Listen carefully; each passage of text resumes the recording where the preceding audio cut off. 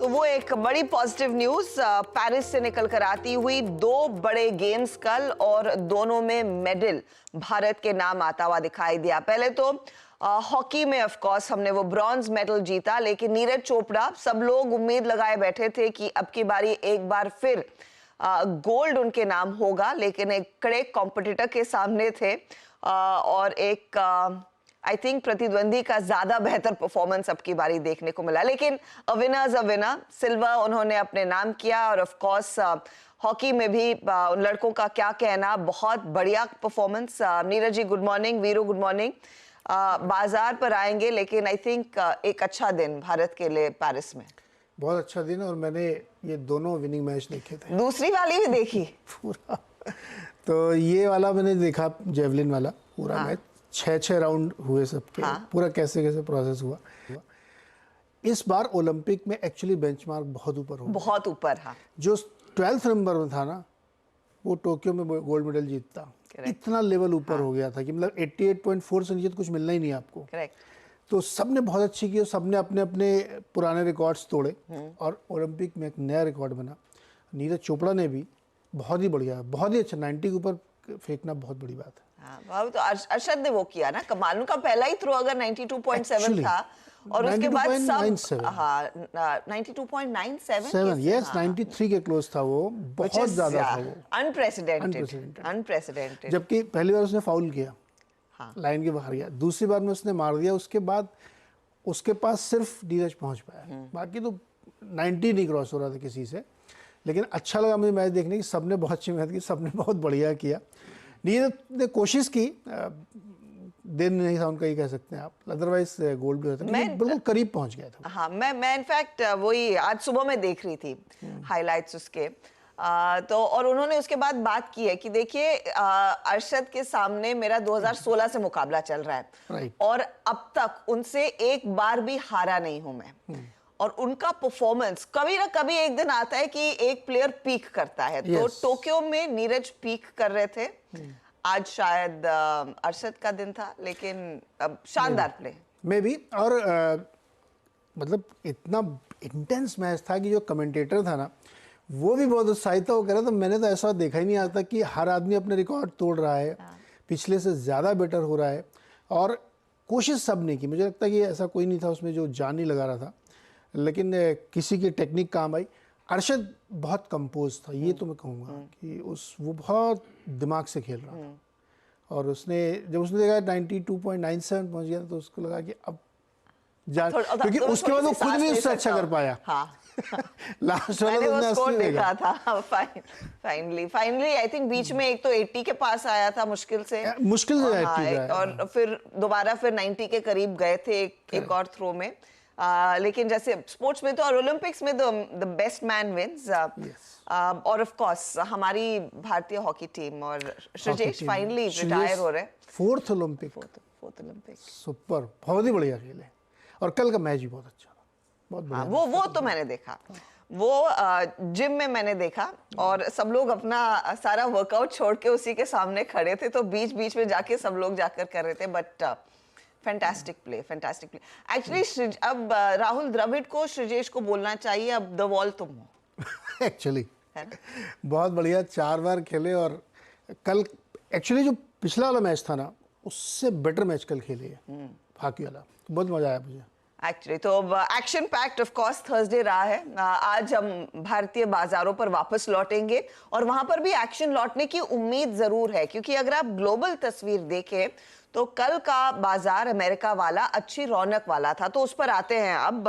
Hopefully ये जो enthusiasm है वो मार्केट्स में भी आगे रिफ्लेक्ट होता हुआ दिखाई देगा।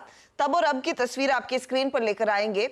और ध्यान रखिएगा, ये एक बहुत ही पेनफुल हफ्ता रहा है, क्योंकि बार बार बाजार को शॉक लगे। तो कल अमेरिकी मार्केट्स में एक बहुत स्ट्रॉन्ग पुल बैक था, तब और अब में आप डिफरेंस देख रहे हैं।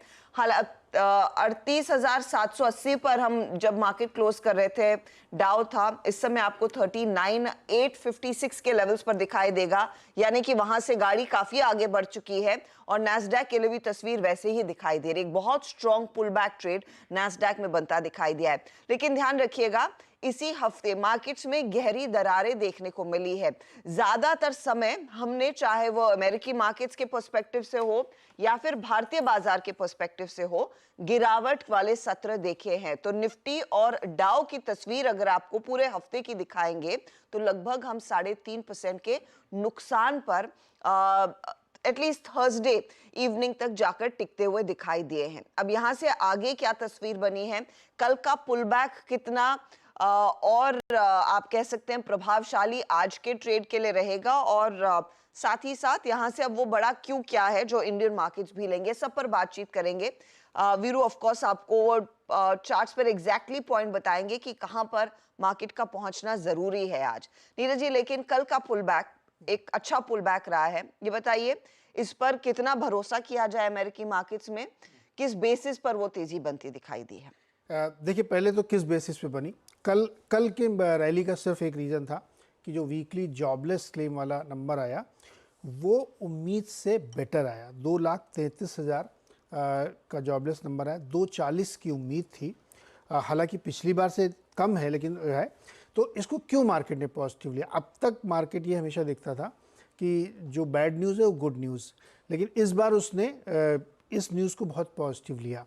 कारण ये था कि पिछले जो डेटा है उससे ये मार्केट में एक सेंस हो गया था कि शायद इकॉनमी बहुत प्रॉब्लम में जा रही है, रिसेशन पूरी तरीके से आ जाएगा, लेकिन ये नंबर ये दिखाता है कि शायद इकॉनमी की हालत उतनी ख़राब नहीं। तो मार्केट ने इसको पॉजिटिव लिया। आप पैराडॉक्स देखिए, एक समय था कि जॉबलेस का नंबर ऊपर आ रहा है तो उसको अच्छा मानते थे, फिर नीचे आ रहा तो उसको ख़राब मानने लगे, फिर ऊपर आ रहा तो अच्छा मानते थे। मतलब बहुत ज़्यादा जिसको कहते हैं तलवार की धार पे चल रही है उस इकॉनमी।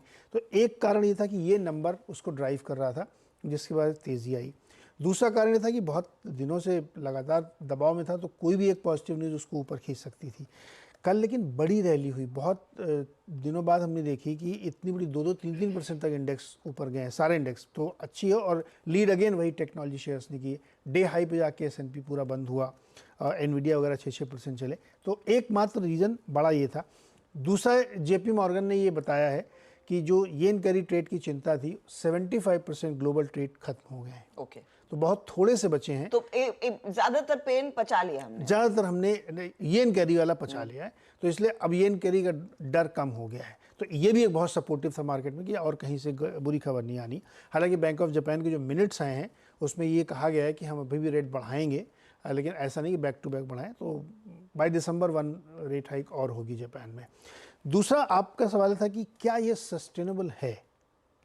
ये इसका जवाब 50-50 है। इसलिए क्योंकि ये मार्केट यहाँ से ऊपर चलने का सिर्फ एक कारण हो सकता है कि फेड की तरफ से कोई बहुत अच्छी खबर निकले।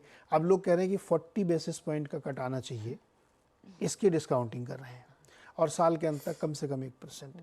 तो अब यहाँ से आगे जाते हुए ये दिन बहुत है, और पता नहीं लोग इतनी होप क्यों बिल्ड करते हैं। कुछ लोग कह रहे हैं अगले हफ्ते भी इमरजेंसी मीटिंग हो सकती है, पता नहीं होगी नहीं होगी, लेकिन इतनी ज़्यादा होप बिल्ड नहीं करनी चाहिए। तो सस्टेन करेगा, इसमें मेरे हिसाब से आपको 50-50 रखना चाहिए। टेक्निकली तो नहीं सस्टेन करनी चाहिए। डूबते को तिनके का सहारा चाहिए ना, अब वो तिनका वही बना हुआ है, तो रेट कट। अब वो रेट कट का एक दूर बना हुआ है ना, तो वो चलेगा। हालांकि फ्यूचर्स यूएस के रेड में है अभी, तो सस्टेन करना देखते हैं क्या होता है। चलिए, लेकिन ओवरनाइट जो क्यूज है वो पॉजिटिव ही निकल कर आए हैं। भारतीय बाजार फिर आज किस तरह का प्रदर्शन दिखाएंगे वीरू? कल एक क्लियर कट व्यू बना था कि जितना हम 24,330 के आसपास आएंगे वहां पर थोड़ी सी मुनाफा वसूली करनी है या फिर शॉर्ट्स कैरी करने हैं। और ऊपरी लेवल से हमने देखा मार्केट फिर इवेंचुअली स्लाइड भी हुआ, चोटी पर पहुंचे और वहां से गिरावट आई। आज कंसिडरिंग ग्लोबल क्यूज थोड़े से पॉजिटिव लग रहे हैं, क्या कॉन्फिडेंस लौटेगा? फिर तेजी की पोजीशंस लेंगे, क्या रीअटेम्प्ट कर सकते हैं 34,300 एंड बियॉन्ड? जी, गुड मॉर्निंग हर्षा। देखिए, कल जो वो सेल की अप्रोच थी क्लोजर टू 330 350, उसका कारण ये था कि कल एक्सपायरी थी और कॉल राइटर्स प्लेस थे वहाँ पे, कन्विक्शन के साथ प्लेस थे। हर्षा 24,300 पे, 400 पे, 500 पे, और जो बेस था हमारा 24,074, वो लॉन्ग ट्रेड्स को पिक करने का जोन था। ड्यूरिंग द डे 24,100 से पुल बैक भी आया, ड्यूरिंग द डे 24,330 से कोलैप्स भी हुआ। देखिए, अभी भी डे ट्रेड्स पे फोकस कीजिएगा। टिल द टाइम हम 24,421, 24,500 की ट्रैजेक्टरी को पार नहीं कर रहे। पहली बात तो ये है। स्टैट्स में एक चीज हर्षता जो फियर है एट हायर लेवल्स वो क्या है, एफआई सेल मोड में है, अपने लॉन्ग्स को ट्रिम करने के मोड में है। पहली बात, कल आप इंस्टीट्यूशनल फिगर्स को देखें, मतलब हायर लेवल पे रिस्क है एफआईआईस। डीआईएस की बाइंग कम थी, 570 करोड़ रुपए की, 3300 ये लगभग 2627 करोड़ रुपए की डीआईएस की एफआईआईस की सेलिंग थी। 2943 करोड़ रुपए का उन्होंने इंडेक्स फ्यूचर्स बेचा, करीब करीब 40,000 कॉन्ट्रैक्ट लॉन्ग काट लिए, 17,000 कॉन्ट्रैक्ट शॉर्ट किए। उसके बाद अगर आप स्टॉक फ्यूचर्स को देखें तो यहाँ भी काफ़ी सेलिंग थी। हायर लेवल्स पे एफआईआईस की सेलिंग इस सिस्टम में मेरे लॉन्ग ट्रेड्स पर या फिर लॉन्ग जाने की रणनीति पे सबसे बड़ा रिस्क है। आज याद रखिएगा, आपकी स्क्रीन पे कुछ कॉल्स आएंगी और पुट्स आएंगे। एक चीज ध्यान में रखिएगा कि प्लेसमेंट कैसी है कॉल्स की। दो कॉल राइटर्स परसिस्ट करते हैं, क्लस्टर्स परसिस्ट करते हैं। पहला है 24 200 300 और उसके बाद है 400 500। समझिएगा, 200 300 उसके बाद 400 500 और नीचे 24,000 की पुट और 24,100 की पुट डिसाइसिव और एक मीनिंगफुल ओआई होल्ड करती है। कल 24,000 पे पुट राइटिंग भी थी। लेवल्स लेके आइएगा स्क्रीन पे। आज पिरामिड्स नहीं है, माफी चाहूंगा मैं यहाँ पे। लेवल्स लेके आइएगा और पहला जो लेवल है वो आपको देख के थोड़ा सा इंटरेस्टिंग लगेगा कि गिफ्ट निफ्टी काफी ऊपर है, आपने ये मेंशन क्यों किया, इसकी एक इंपॉर्टेंस है। स्क्रीन पे लेके आइएगा, 24,200 मैंने एक जो लेवल मेंशन किया है वो है करीब करीब 24,218। ये एक पिवट पॉइंट है जो गैप अप के बाद एक बेस के तौर पे काम कर सकता है। गैप अप के बाद ये आपका लोअर ट्रैजेक्टरी होगी बेस। गैप अप के बाद अगर निफ्टी सस्टेन करता है 282 338 के ऊपर, then a swing towards 355 382 is possible. ये किसी ना किसी दिन होना है, माइट भी आज हो सकता है, आज फेलियर भी हो सकता है, बट ये किसी ना किसी दिन होना है। तो 282 338 के ऊपर अगर आप टिकेंगे तो 355 338 और 421 तक का जोन पॉसिबल है। लेकिन ये जो लेवल मेंशन है ना, 382 421 और 282 338, इन दोनों केस में अगर ये सस्टेन नहीं क्रॉस हो रहा है तो again sell trade will work. Sell, और ये जो क्लस्टर है 382 421 का, ये है कॉल राइटर्स का और फॉलिंग 20 डेमा का जोन। तो ये दोनों क्लस्टर्स को अपने जहन में रखिएगा। और इन दोनों ही क्लस्टर्स से बाजार अगर रिवर्सल लेता है, कोलैप्स होता है ड्यूरिंग द डे, तो हर्षता वो जो लेवल में मेंशन कर रहा हूं 218, वो पूरे सेशन के लिए वो एक रेंज बन जाएगी। नीचे 200 218 और ऊपर की तरफ 382 421। उसके बाद शायद पूरे दिन हम एक रेंज में सस्टेन करें। और एक और बात याद रखिएगा, अगर ड्यूरिंग द डे इस कोलैप्स के बाद अगर 24 218 या फिर 190 वायलेट होता है नीचे की तरफ, तो कल की लोअर ट्रैजेक्टरीज को आप फिर टेस्ट कर सकते हैं। तो एक चीज जो सिस्टम में है वो है fear of selling at higher levels by FIIs. और एक और चीज 421 जिसका मैं जिक्र कर रहा हूं, फॉलिंग 20 डेमा, अगर ये बाइसेक्ट होता है 382 421 के ऊपर अगर आप टिकते हैं तो एक शॉर्ट कवरिंग सेशन, एक स्ट्रॉन्ग शॉर्ट कवरिंग आपको कहीं भी ले जा सकती है, जिसकी आप गणना, जिसकी आप शायद लेवल्स को डिफाइन नहीं कर सकते। नाउ निफ्टी बैंक, कल पूरे बाजार में during the policy post policy अगर एक चीज अच्छी थी तो वो था निफ्टी बैंक। एक रेजिलियंस थी, एक 50,000 की बेस को होल्ड करने की, और लगातार 3-4 सेशन हो गए हर्षता, ये अपने 100 डे एक्सपोनेंशियल मूविंग एवरेज को रिस्पेक्ट दे रहा है। एचडीएफसी बैंक, एक्सिस बैंक की प्लेसमेंट अच्छी है, इंटरेस्टिंग है। लेवल्स लिखे आइएगा, रेजिस्टेंस की प्लेट, जैसे कि मैंने मेंशन किया निफ्टी के केस में RS1 निफ्टी बैंक के लिए क्रिटिकल है। यह है कॉल राइटर्स का जोन, इट्स 5364 एंड 5527।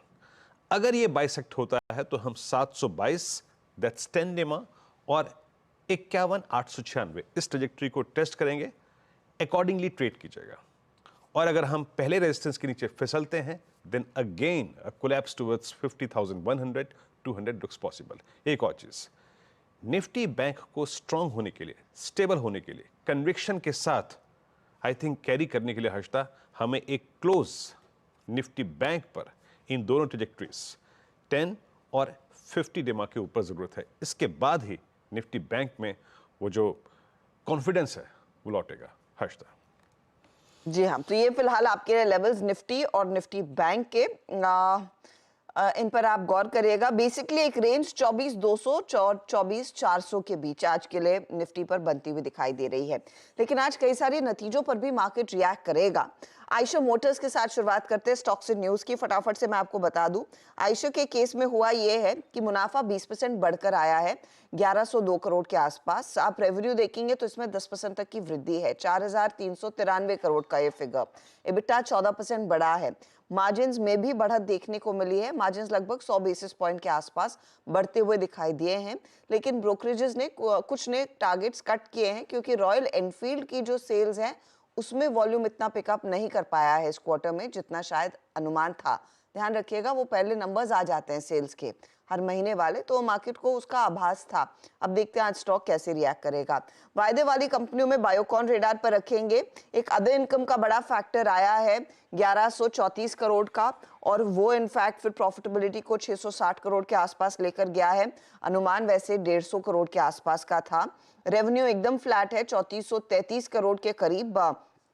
साथ ही साथ अगर आप ध्यान दीजिएगा, इबिट्टा में एक ड्रैग देखने को मिला है, 13% की गिरावट है। आंकड़ा करीब 620 करोड़ पर। अनुमान था कि इस बारी बढ़ेगा इबिट्टा 850 करोड़ पर आएगा, तो वो एक मिस है। मार्जिन थोड़े से इंप्रूव जरूर हुए हैं, घटे हैं, इंप्रूव नहीं हुए हैं, ये घटे हैं, इसको करेक्ट कीजिएगा। 18.1% का मार्जिन है वर्सेस 21%। अब की बारी एक्सपेक्टेशन था कि थोड़ा सा मार्जिन इंप्रूव होगा, लेकिन वो हुआ नहीं है। तो बायोकॉन ने भी थोड़ा सा निराशाजनक प्रदर्शन दिखाया है। एस्ट्रल पर भी नजरें रखिएगा। एस्ट्रल नंबर्स फ्लैट हैं, आधे % की ग्रोथ, प्रॉफिटेबिलिटी में 120 करोड़ के आसपास का फिगर आया। रेवेन्यू ऑफ कोर्स 8% बढ़ा है। एबिट्टा में 6% तक की ग्रोथ है। एस्ट्रल के केस में मार्जिन्स 20 बेसिस पॉइंट थोड़े से कॉन्ट्रैक्ट होते हुए दिखाई दिए हैं। स्टील अथॉरिटी ऑफ इंडिया यानी कि सेल रेडार पर रहेगा। सेल के केस में भी एक एक्सेप्शनल लॉस है, लगभग 311 करोड़ का एम्प्लॉई अलाउंस पेमेंट। उसको हटाकर देखेंगे तो शायद इतनी खराब तस्वीर नहीं है नंबर्स की। उस लिहाज से ही प्रॉफिटेबिलिटी में करीब 60% तक का डिप देखने को मिला है। ऑपरेशनली थोड़ा सा बेहतर प्रदर्शन है क्योंकि बिट्टा में 34% का इजाफा, और मार्जिन जो 7% पर थे वो 9% पर आए हैं। तो ऑपरेशनली एक बेहतर तिमाही सेल के लिए उभर कर आई है। कॉनकॉर भी रेडार पर रखेंगे, जहां पर 6% का इजाफा मुनाफे में, रेवेन्यू 9% बढ़ा, 11% का इजाफा एबिट्टा में देखने को मिला, मार्जिन्स में भी ग्रोथ है। LIC के नतीजे अच्छे हैं, उम्मीद से काफी बेहतर प्रदर्शन दिखाया है। कोची शिपयार्ड बम्पर परफॉर्मेंस रहा है अब तक, और इस क्वार्टर में भी कंपनी ने बहुत बढ़िया परफॉर्म करके दिया है, तो वो भी पॉजिटिव ही आप गिनेंगे। नजारा टेक ने इस बीच कल शाम को एक अनाउंसमेंट किया कि 228 करोड़ का दरअसल वो एक एक्विजिशन कर रहे हैं, UK based fuse box games करके। 228 करोड़ का ये एक्विजिशन होगा। ये basically global IP based game platform वाली कंपनी है, और उस बिजनेस को नजारा के लिए बढ़ाती हुई दिखाई देगी। एक बहुत लंबी डिटेल लिस्ट है कैश वाली कंपनियों की, उस पर आगे दिन के दौरान हम बात जरूर करेंगे। लेकिन चलिए काम करते हैं, लेंगे एक ब्रेक के बाद आज आने वाली बड़ी चीजें, आज के बड़े इवेंट्स और साथ ही कमोडिटी करेंसी की स्ट्रैटेजी, वो सब आपके सामने करेंगे पेश।